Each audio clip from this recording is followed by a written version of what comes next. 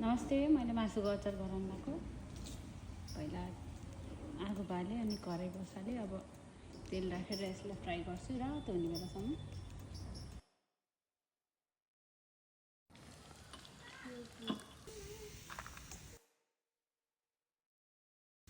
मैले एकचोटि मासु फ्राई गरेर निकालिसकेको छु। मैले मासु फ्राई गरेर सक्न लागिसक्यो।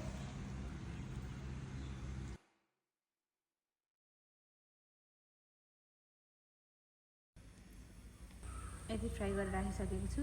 यसलाई चाहिने मसलाहरू तोरी, कालो तिल, जिरा अनि ज्वानो। मैले सोप्न राख्न बिर्सेछु, फेरि भुटेर पिसेर राख्छु। मैले अर्को तेल राखेर मेथी फुराएँ, लसुन र अदुवा राख्छु। अब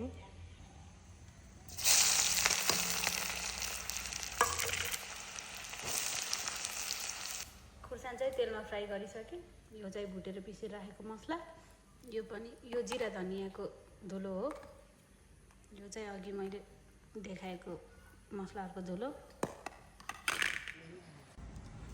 मैले 1 चम्चा जति भिनेगर राख्छु। हजुरहरूलाई कतिको अमिलो खानु मनपर्छ त्यति नै राख्नु होला।